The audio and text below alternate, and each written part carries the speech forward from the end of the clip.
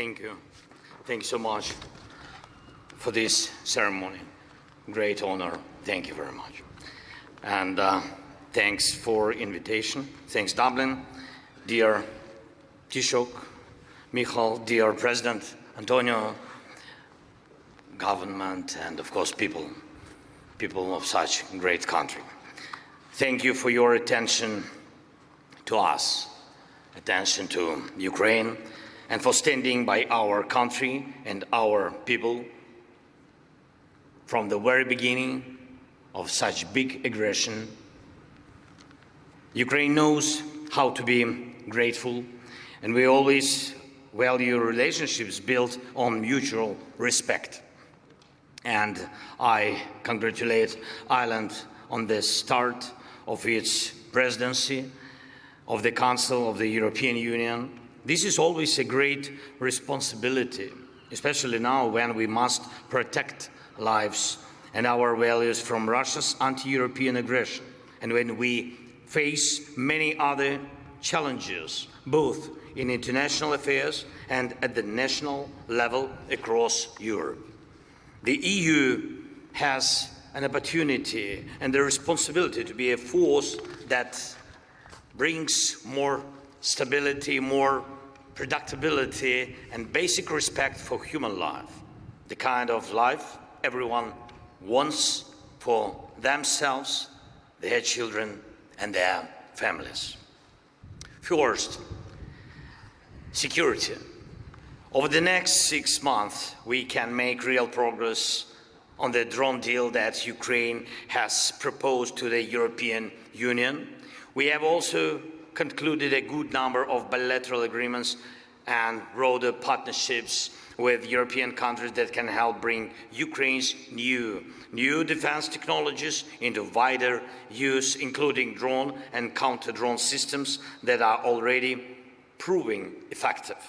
Today, every country needs the modern means to at least monitor and protect its own airspace and sea borders. Without Ukraine's experience and security expertise tested in modern war, it is simply impossible to guarantee security today, especially when it comes to air defense and maritime security. That is why I invite all of Europe to work together as closely as possible. Second, we must support every step that makes it harder for Russia to continue such war. Russia is not acting out of goodwill. It will not stop the war simply because someone asks it to.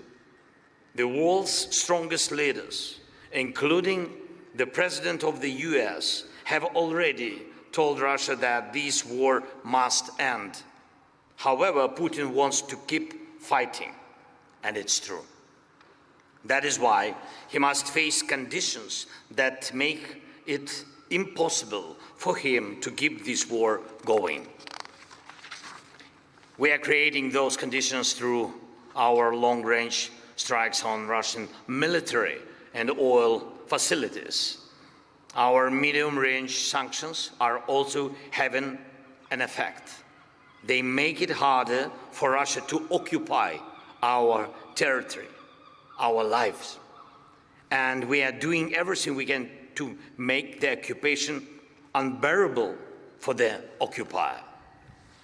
I want to thank everyone who supports us, supports our efforts, and I urge you to continue this support through new European Union sanctions, and they are needed against Russia's shadow fleet and against many of the tools Putin still relies on to keep this war going.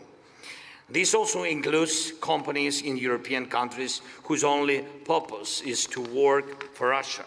Unfortunately, there are companies in Europe that are owned or effectively controlled by Russia and its sanctioned oligarchs. They keep supplying the aggressor with essential materials, even now. Third, I thank all European leaders for opening the first negotiation cluster in Ukraine's EU accession talks. And it was an important decision during the Cyprus presidency. And now we must keep moving forward.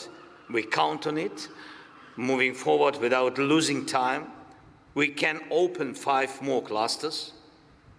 Antonio, what do you think? I agree. Okay.